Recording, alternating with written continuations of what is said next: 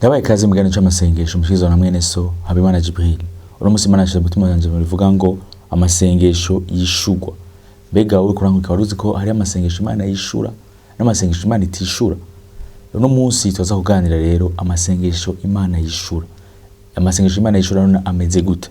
Kazome Matayo igice c'indwi ku murongo w'indwi gushaka ku murongo w'umunani. Aravuga ngo musabe muzohabwa, murondere muzoronka, muramutse muzo kugururirwa, kuko usaba wese ahabwa, urondera aronka, uramutsa yugururirwa. Ijambo ry'Imana rivuga ngo musabe. Yesu ngari karabwira abigisha arabwira ngo musabe. Musabe kuko iyo musavye muraronka. Ikintu tugiye gutabara nuko abantu benshi barasenga mugabo ntibagira umutima wo kwizera icyo Imana ivuze. Ijambo ry'Imana rivuga ngo yarungise ijambo ryayo gire dukize. Ijambo ni Kristo. Kandi amajambo yose Yesu avuze, ayo majambo ayarungika kugira dukize. Rero ngaha yaravuze ngo musabe muzohabwa. Kenshi gituma abantu benshi badashika ku vy'Imana yababwiye nuko Imana ibabwira mugabo ntibigere bizeye vy'Imana ibabwiye. Nuko amajambo y'Imana bayumva mugabo ntibayizere. Yakobo aravuga ngo nuvubone pas écouter, ntimwumve gusa, ariko ayo majambo mwumvise muyakore. Kenshi rero abantu benshi, abakristo benshi barasenga canke barasaba, bandi ntibanasabe na gatoya. Mugaje ijambo ry'Imana rishaka kutubwira yuko hariho ijambo Imana yaduhaye, ijambo rivuga ngo musabe muzohabwa, mudodore muzokugururirwa, murondere muzoronka. Yesu ngaha rero niwe mucunguzi wacu. Yesu niwe amajambo yose yavuze. Yesu aravuga ngo amajambo mvuze ngo ni mwe muri ubuzima. Rino jambo rero ni mwe muri ubuzima kuko ni Kristo yarivuze. Ni Kristo ariko arakubwira kuno mugoroba, akubwira ngo nusabe, kuko iyo umuntu asabye ategeza kuronka. Iyo umuntu asavye ategeza kuronka. Ukwiye kumera nk'umwana mutoya. Umwana mutoya rero iyo nk'umwana muto ijambo riri bimukorekeko, abazi yuko yasavye araronka, abazi ko iyo abwiye umuvye wiwe araronka. Umwana muto nta kindi azi papa vyo ndamubwiye byose arabiyima. Wowe uri kuranguka n'umusiko n'umugoroba ukwiye gutahura yuko ukwiye kugira umutima nk'umwana mutoya, kuko ijambo ry'Imana tubwira ngo imwe mutagira umutima nk'iyabana batoya muzoraba ubwami bw'Imana. Kuko ubwami bw'Imana n'abantu bizera iyo Mana, n'abantu bizera amajambo Imana ivuze. Kuko Imana ivuze ikintu nuko ico kintu giri gishitse, nuko ico kintu ibivuze, nuko ico kintu igishitsa, nuko kandi nabishoboye. Ijambo ry'Imana ratubwira rero ngo musabe. Wowe urashaka kurangira umunsi mbwa bukaba utigera usaba, ukaba utizera ivy'Imana yavuze, utizera yuko Imana yavuze ngo usabe, kandi ngo uteko ushiye usabe nyene. Abantu benshi ntibasaba kubera ko n'amajambo y'Imana ntibayizera. Ijambo ry'Imana ukikwizera ijambo ry'Imana ukagizera nk'umwana mutoya, kuko umwana mutoya arizera ko ibintu byose asaba papa babimuha. Nimba Yesu atubwiye ngo dusabe rero ko iyo dusabe tuzohabwa, tudodo hariho tuzokugururirwa, kuko udasaba ukwiye kurifatira ijambo ukarifata nka nkama, kurifatira ijambo ukarifata nk'umwana mutoya, ukafata ijambo ry'Imana nkuko kwejifata ijambo ry'Imana nk'ukuri uzi kandi udashobora gukekeranya. Ijambo ry'Imana rero iyo ivuze ijambo ukwiye kujizera uko nyene, ukamera nk'umwana mutoya, kuko umwana mutoya arizera ivyo abwira papa waza kuvyumva. Nawe Imana nk'umwana mutoya. Ijambo ry'Imana rivuga ngo nuko nimuzi ko ijambo ry'Imana rivuga ngo ngo bamwizeye babasha gucika abana b'Imana. Bwa mbere na mbere umaze kwizera nk'umwami guza mu bwigo bwawe, ukwiye gutahura yuko wakise umwana w'Imana. Umwana w'Imana nawe aremerewe gusaba papa wiwe, kandi arizera ko ivyo asabye papa wiwe abimuha. Ni gute abavyeyi bacu dushobora kubasaba umukate ntibaduha ibuye, dushobora kubasaba umukate ntibaduha inzoka, tukizera ko ivyo tubasabye babiduha? Mbega Imana nayo ni gute? Uri kuranguka no munsi ijo shaka kuno munsi utangura kwizera ivy'Imana ivuga, utangura kwizera ijambo ry'Imana rivuga, kuko Imana ivuze ibintu vyayo irabishitsa. Amajambo y'Imana yaduhaye ni nk'amapromesse, ni nk'amasezerano. Amasezerano yayo yose nayo ukuri. Ukwiye gutahura yuko ivy'Imana yavuze vyose ari ukuri, ivy'Imana yavuze vyose ibishitsa. Nimba yavuze ngo dusabe uteza gusaba, nimba yavuze ngo tudodore uzododora, kuko urabizi neza ko uteza kugururirwa. Yesu ariko aravuga ngo yavuze ngo musabe muzohabwa, mudodore muzokugururirwa. Erega yarabizi ko iyo mubisabye vy'ukuri muzobironka, yarabizi vy'ukuri nuwadodora uzokugururirwa, yarabizi neza adakekeranye yuko unyu wabikora uzoba. Nawe rero igihe wegereye Imana senga wizeye yuko ibyo bw'Imana ivyumva, ibyo bw'Imana iza kuvyumva, kuko yari isezerano yadusezeraniye. Yavuze ngo musabe muzohabwa, mudodore muzokugururirwa, kuko usaba wese ahabwa, urondera aronka. Ega igituma abantu benshi bataronka ntibarondera, kuko abantu benshi igituma bataronka biva ku Mana, ntibabisaba. Igituma ntibafata umwanya wo kudodora, ntibaguma imbere y'Imana badodora, ntibaguma imbere y'Imana barondera. Ikintu iyo ugikeneye by'ukuri uragisaba, ikintu iyo ugikeneye by'ukuri urakirondera, ikintu iyo ugikeneye by'ukuri urabura amahoro uriko urakirondera. Igituma rero abantu benshi bataronka nuko batizera ivyo Imana yavuze. Yesu yaravuze ngo musabe. Iri jambo ni nk'ubuzima. Yesu avuze ngo amajambo uvuga yose ni mwe muri ubuzima. Nimba yarigeze kuvuga rino jambo nuko yaduhaye ubuzima, ubwo buzima nabwo buzodushoboza kugendera ku Imana yatubwiye. Yaravuga ijambo y'Imana ngo yarungise ijambo giwe kugira ridukize. Ukwiye gutahura yuko ivyo Imana yavuze ari iryo jambo giwe ari ukuri. Uko kuri niko kuzogushoboza gushika kuvyo yagusezerane, gushika kuvyo yakubwiye. Wowe urwankukira no munsi ukwiye gutahura yuko rino jambo ari jambo ry'Imana kandi ari ukuri. Ico Imana yavuze n'ukuri, nta kubesha kurimo. Igihe utabere ko ari ukuri, iyo jambo uraheze ukagizera. Uragizera ukavuga ngo ivyo Imana yavuze bitereza kuba, ivyo Imana yambwiye bitereza kuba, ivyo Imana yakubwiye biri ngaha mwijambo bitereza kuba, kuko urizera. Yavuze ngo dusabe. Nimba yavuze dusabe nuko dushobora kuronka, kandi yarabivuze ngo nimusabe muzohabwa. Ivyo yavuze rero umera nk'umwana mutoya, uravuga mwami ivyo warabivuze gico nzi cyo nuko biza kuba, kuko ndize ko wabivuze. Ukwizera rero si amasantima. Ukwizera nukumenya neza udakekeranya. Kumenya neza udakekeranya iki?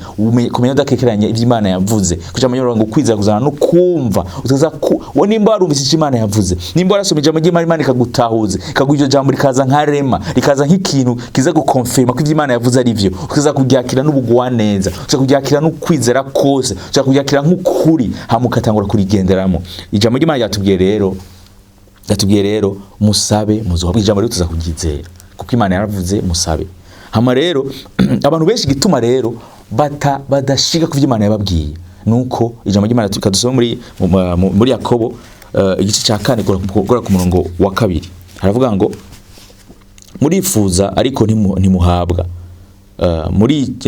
murica mugira ishari ariko ntimushobora kuronka, muragwana muratabara, ntimuhabwa kuko mudasaba, murasaba ntimuhabwe kuko musaba nabi kugira ngo muvyononere mu bihimbara. Jambo y'Imana ravuga yuko benshi ntibasaba baripfuza. Jambo y'Imana ngo muripfuza ariko ntimuhabwa. Kwizera no kwifuza biratandukanye. Iyo umuntu iyo yizeye arizera neza adakekeranya. Imana igomba ko no mushaka usaba, nishaka wifuza, ishaka usaba. Kuko abantu benshi bishwe no kwifuza, baripfuza ibintu ngo batigeze babisaba, baripfuza ibintu ngo batigeze babibwira Imana, baripfuza ibintu kujya munyabazuye musabe muzohabwa. Abantu benshi baripfuza ngo ntibigera basaba. Igituma masengesho yawe adashika nukora ko ntubivangamo no kwizera. Ibyo bw'Imana ntuba wavyizeye, uba wavyifujije. Kwifuza navyo ni icyaha. Jambo y'Imana tubwiye ko murifuza ariko ntimuhabwa, murica mugira ishari.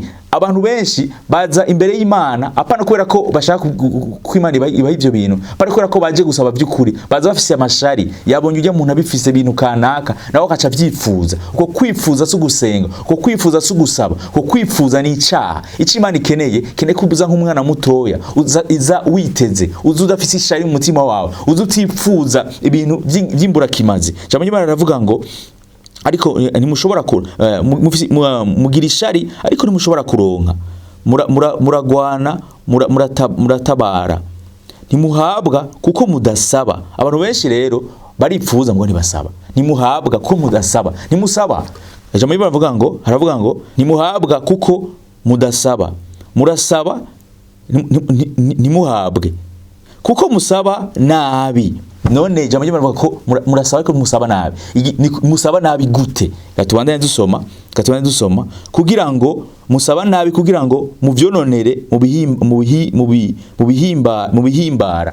Ega iyo uri kurasaba Imana iraba umutima wawe, iraba mbega uyu muntu ndamuhaye ikintu, ndakimuhaye kugira ngo ameshe icubahiro, cyangwa ndakimuhaye kugira ngo aje kuvyononera mu isi. Abantu benshi uyu Yakobo aba yakayandikira Icete yandikiye ikandikira abantu bakijijwe, ikandikira abantu bavuze ubwa kabiri. Abantu bavuze ubwa kabiri barasaba ariko ntibahabwa, bari kugituma badahabwa ni kubera ko basaba nabi, basaba kugira ngo buzuze ikinogo cabo, basaba kugira ngo basatisfeze amadesire yabo, ivyifuzo vyabo, basaba kugira ngo ntibasaba ngo baripfuza. Imana ikeneye ko umugabo bishaka yuko usaba uko Imana ibigomba, usaba nk'umwana mutoya, usaba utari kurondera ibintu uza kononera mwisi, uza kuba mu buzima bucafuye. Imana ishaka kuko iyo usabye haje Imana iraza umutima wawe, irara umutima akavuga uyu muntu ndabimuhaye biramwica. Mugabo Imana ishaka kuguha ibintu bikwica, Imana ishaka kuguha ibintu bigukiza. Wowe urankuye no munsi nuwige gusaba rero neza, usabe usuzuye umutima wawe. Ntuzi imbere y'Imana ufise ishari, ntuzi imbere y'Imana uje gusaba kugira ngo umere nk'abariya, ntuzi imbere y'Imana uje gusaba kugira ngo uroranige nk'uko abandi baroraniwe, ariko uje gusaba Imana uvuge Imana shaka kubikora kugira ngo uhabwe icubahiro, shaka kubironka kugira ngo ushigwe hejuru, shaka kubironka kugira ngo Mwami isi yose imenye kuri Imana igira neza, icubahiro cyose kigarukeko. Ntibibe ibintu bigaruka kuri wewe, ntibibe ibintu biza guha icubahiro wewe, biza gushira hejuru wewe abantu ngo bakubone. Imana ishaka ko bakubona, ariko Imana ishaka kwigaragara muri vyiguhaye, ishaka kwigaragara mu vyigukoreye. Nico gituma igihe usavye ukwiye gusaba nk'umuntu ashaka gushira hejuru Imana, ashaka ko Imana ishigwa hejuru. Ntusabe kubw'inyungu zawe, ariko usabe inyungu z'Imana. Mu vyo ukora vyo mu byo mukora byose mubikore nk'ababikorera Imana. N'igihe usaba usabe nk'ukorera Imana, n'igihe uri kurasenga usenge uri kurondera Imana, apana ku bintu zakuguha, ariko kugira ngo ivyiguhaye vyose bibe ibihiya icubahiro. Ndizeye ko no majambo kwihana kandi gushikanya ndi hano, ndizeye yuko rino jambo ryaje rigukiza, ryaje rigukura mu gusaba nabi. Ndize ko watahuye kugiye gusaba apana kubw'inyungu zawe, ariko ugiye gusaba kugira ngo uheshe Imana icubahiro. Utagiye kwipfuza, ariko ugiye kwizera, kuko kwizera kuzana mu kumva. Irino jambo rero nababwiye mu ntango, ndababwiye muri Mateyo 7:7 gushaka ku 8, ijambo ry'Imana Yesu arabwira ngo musabe muzohabwa, mudodore muzokurirwa. Rino jambo umuntu akwiye kuryakira nk'ukuri. Imana ivuze cyose n'ukuri. Igituma rero abantu badahabwa nukora ko n'amajambo y'Imana ntibayizera, bafata nk'ibisoma bisanzwe. Mugabo ino jambo ry'Imana ukwiye kurifata nk'ukuri, kuko warivuze n'ukuri nyene, ni Yesu Kristo niwe kuri, niwe jambo. Igihe avuze ibintu ntapfa kubivuga. Jambo y'Imana aravuga, Yesu aravuga ngo amajambo mvuga ni mwe muri ubuzima. Yesu yavuze avuga ubuzima, ega nta bindi avuga ubuzima. Amajambo y'icyo gituma avuze tukiye kuyizera, ukwiye gufata iryo jambo yavuze urivange mu kwizera, kuko kwizera niko gutuma ano majambo agira ubuzima, niko gituma ivy'Imana ivuze bishika. Wowe kwankukira no munsi rero gusaba nabi gusaba utizeye, udahagaze ku ijambo, kaza guhagarara ku Imana yavuze, kuko ijambo y'Imana ngo yarungise ijambo ryagira dukize. Iryo jambo riruteza kuburi fise, umaze kuyironka rero igihe usenga uhagarara ku ijambo, igihe usaba uhagarara ku ijambo, igihe ubaze kazi ku ijambo rero ukavuga ivy'Imana yavuze. Imana ijambo y'Imana ngo Imana iherekeza ijambo ryagira rishitse. Imana ishobora kwivuguruza ku byo yavuze, kuko ibyo yavuze n'ukuri, n'Imana ntibesha. Ukwiye guhagarara ku ijambo rero, igihe uri kurasaba hagarara ku ijambo, hamwe jambo ryizere. Nk'iri jambo rivuga ngo musabe ni jambo ukwiye guhagararako, hamukizera kuko ari ukuri, hamugaca usaba kubw'ubugome bw'Imana. Muri Yakobo 4:3 bakavuga ngo murasaba, ariko igituma musaba ni kuri musaba nabi. Ntukwiye gusaba nabi rero, ukwiye gutahura yuko iyo usavye udakwiye gusaba kubw'ubugome bw'iwawe, tukwiye gusaba kugira ngo uje mu bihembaro y'inosi, ariko ubikore kubw'icubahiro c'Imana. Ndizeye ko amajambo kwiye abantu bashaka gushikanya ndi hano, ndizeye yuko watahuye ukwiye gusaba, kutakwiye gusaba nk'uko basaba kugira biryohere, ariko ukiye gusaba kugira ngo uheshe Imana icubahiro. Ukaba uri kurangurira muri uwo mwanya rero, ndizeye yuko watahuye ivyo nakunda kubwira. Ushobora kuri kurangurira muri uwo mwanya mugabo ukaba warasavye nabi, ukaba ubuzima bwawe bwose watahuye yuko uno munsi ku mugoroba wamusaba nami, wabusaba kugira ngo uje kuryoherwa, wamusaba kugira ngo winezereze wewe. Mugabo Imana ikeneye kuwinezereza, ariko irakeneye yuko muri ivyo ukora vyose ubikora kubw'icubahiro c'Imana. Ushobora kuba muri uno mwanya rero wara uvyo ari bwo buzima bw'iwawe. Ubwo ndashaka gufasha gusenga kuno mugoroba kugira ngo ubwo buzima bwo kubaho wikunda ushaka kwinezereza, ubwo buzima bwo kugaragaza kamere kabi, kamere k'icaha bikuvemwo, kuko wewe warakijijwe. Ugendere kuko Imana ikugomba, usabe kubw'icubahiro c'Imana, usabe wizeye ijambo ry'Imana. Ndizeye ko kurankurikira, ndizeye ko wizeye uza kwizera muri amasengesho dukunda gusengera, wizeye yuko ibyari bikunanire byose vyagutuma usaba nabi bikuvuyeko, kandi ko waronse ijambo naryo rije gukiza, ijambo naryo rije kubohora, ijambo naryo rije kureka inzira, kandi agufasha gusenga. Hama wizere, hama ntumve gusa ijambo, ugende urikore, ugende urigendere kugira ngo ryame ivyamwa. Data mwiza, ndasenga umuntu karankurikira mwami, mw'izina rya Yesu Kristo mwami, ashobora ko kankurikira muri no mwanya mwami, kaba mwami y'amasanga mwami asaba mugabo bita atabironka mwami, mwami ugasanga ugusaba kwiwe nikora mu mutima wuzuye mwami ishari, kora mu mutima wewe wuzuye kwipfuza, kora mu wuzuye mwami inyungu ziwe mwami. Ndamusengeye mw'izina rya Yesu Kristo mwami, umushoboze mwami, umuha ijambo ryawe mwami, ahagararako mwami, kugira ngo mwami yasenze mwami agizere nk'ukuri, kuko mwami ijambo ryose yurivuze mwami ngo urariherekeza mwami. Ndamusengeye data mwiza kuno mugoroba mwami, umushoboze mwami mwiza wanje, areke mwami gusaba mwami nabi mwami, umushoboze gusaba neza mw'izina rya Yesu Kristo. Asabe mwami kugira mwami aguhe icubahiro mwami, ntibibe mwami vy'imihimbaro yiwe, ari mwami ukuhimbara wewe mwami, niwabwe icubahiro data mwiza, nuririmbirwe mwami kumushoboje, kujambo ryawe ngo dushoboza nawe duhe inkomezi mwami. Ndasengeye mwami umushoboze kuno mugoroba mw'izina rya Yesu Kristo, byaba bimunanira vyose mwami ndabikubisa hasi mw'izina rya Yesu Kristo. Urakoze data mwiza kumugiriye neza, urakoze data mwiza kumuyereza, urakoze data mwiza kumuha inkomezi mwami zo gutsinda, inkomezi mwami zo gusenga akishugwa. N'imizi yose ndabisenda vyizera, amen. Ndize ko ino sengesho yakuye hano kandi gushika yandi hano, ndize yuko watahuye kukwiye gusaba, kandi ukwiye gusaba neza, udakwiye gusaba nabi. Ndize ko wabitahuye, urashaka kurukora ngukira muri no mwanya mugabo ukaba atamusi n'umuri aho ubuzima bwawe Kristo. Gusaba, ushobora gusaba ubuzima, guhamagara Kristo mu buzima bwawe. Jambo njye baravuga ngo muri vyahishura hanye igice ca 3:20 ngo bavuga ngo ndikuruka indadodora ngo nyugurire ngo ndinjira. Yesu arashaka kwinjira mu mutima wawe. Ntushobora gusaba umuntu mutazinanye, ntushobora gusaba umuntu mutabana. Uno musi rero kuno mugoroba ariko aradodora ku mutima wawe, avuga n'unyugururira ndaza ninjire. Ashaka kwinjira mu mutima wawe, ashaka kubana nawe. Mugabo nashaka kubana nawe we utamugururiye, ega ntushobora gusaba n'umuntu utazi. Yesu ashaka kumumenya ngo ushobore kumusaba. Jambo ryo baratubwira muri Yohana 10:13 ngo aravuga ngo ubu nibwo bugingo budashira ko wakumenya we Imana y'ukuri n'uwarugise Yesu Kristo. Ntushobora kumenya umuntu, ntushobora gusaba umuntu utazi. Yesu n'umushaka rero kumumenya kugira ngo ashobore kugufasha iyo umusavye akumva. Nivyo ijambo ry'Imana ravuga ngo agushira imvura n'abeza, abeza n'ababi. Mugabo Imana no munsi ashaka ukwinjiza mu muryango wiwe kugira ngo iyo umusavye uvuge aba, uvuge papa, kuko bamwizeye ushaka gucika abana b'Imana. Ashaka no munsi gucika umwana wiwe kugira ngo gusaba bikorohere, kugira ngo ntuwame wiyagiriza, ntuwame wumumenga uri kure yiwe, n'umuntu ashaka kumwegera vy'ukuri.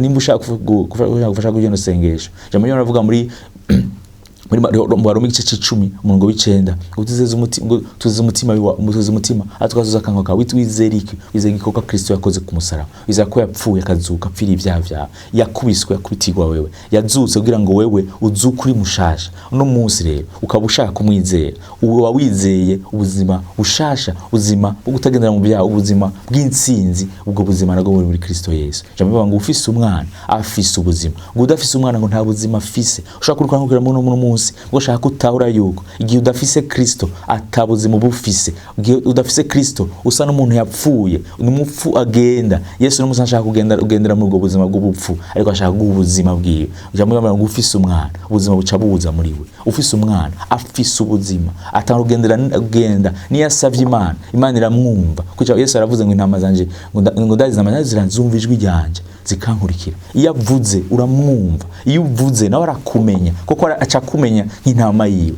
Uno munsi rero ashaka yuko umuha ubuzima bwawe. Nimba ushaka ndagufasha gusenga rero Ndashaka gufasha gusenga hama wature ubivugisha kwa ubwire Kristo aya no majambo genda kubwira mugabo wowe uyabwize mu Kristo nk'isengesho wabwire Kristo nk'isezerano ugire nayo iyo umuntu agire mariage baramubwira ngo mbega urize kuzobana na kanaka ukavuga ngo ndavyizeye muri no mwanya niyo nico kitwa dukore ugire mariage na Kristo uvuge no munsi ugire isezerano na Kristo uvuge Kristo ndaguhamagaye uzo mu buzima bw'iwanyu kwa ushaka gufata ino ngingo rero ngoma ndagufashe gusenga hama nawe we usura no majambo ndiko ndavuga nturi kuyabwira je uri kuyabwira Imana ikira kumva ningingira ufate ikuva mu mwiza uja mu muco uja mu bwami bw'umuco bw'Umwana wawe ikunda ariyo Yesu Kristo ndagufashe gusenga muvuge datahuye yuko ndumunyavyaha datahuye ko bose bakoze ivyaha ntibashikira ubwiza bw'Imana muri abo bose nanje ndimo none Imana n'umunsi ndafashe ingingo yo kwizera Kristo yo kumukurikira mwami ndamwimitse mu buzima bwanje ambere umwami n'umukiza mwami ntabe gusa umukiza gusa mwami ariko azaganze nk'umwami no munsi mwami ndamuhaye ikibanza cyose mwami azaganze mwami azemwe amandongore mwami ndasezeye mwami ubuzima bwose naragendera mu mwami kuno mugoroba mwami niyemeje kumukurikira kuno mugoroba mwami niyemeje kubana nawe kugira umunsi uzoza gutora ishengero urakoze data mwiza kunungiriye ubuntu mwami kuva mu bwami bw'umize nkaza mu bwami bw'umuco bw'Umwana ukunda Yesu Kristo urakoze mwami n'imizina Yesu tabisinda vyizera amen ijambo ry'Imana nuko rero ngo bamwizeye washaka gucika abana b'Imana nimba wamwizeye kuno ku mugoroba waronse ububasha bwo gucika umwana w'Imana Kristo aduha ububasha bwo gucika umwana w'Imana ni wadushoboza gucika abana b'Imana karibu rero mu muryango w'abana b'Imana ndizeye rero ko ubuzima bwawe bugiye guhinduka ukaba udafise ahantu usengera rondera ahantu aho hegereye aho ubaye urondera hari isengero bigisha Kristo kandi ubuzima ukabona ubuzima bw'abandi buhinduka amugenda abantu bakwigisha bazokubatiza bakwigisha amwe nawe ugenda ubwira abandi buno ubuzima bw'insinzi ubuzima bwo kubaho ubuzima ugaragaza Kristo ndizeye ko kino kiganiro cyawe kuyashaka handi hantu ndizeye yuko mwatahuye icarico amasengesho yishugwa amasengesho y'ingene masengesho yishugwa ngene hari amasengesho mabi n'amasengesho atari meza ngene kuye kubaho ubuzima bwo kwishugwa mu masengesho naho butaha rero nk'aya mango tuvugana ku yindi teme kandi ndizera yuko bizobafasha murakoze.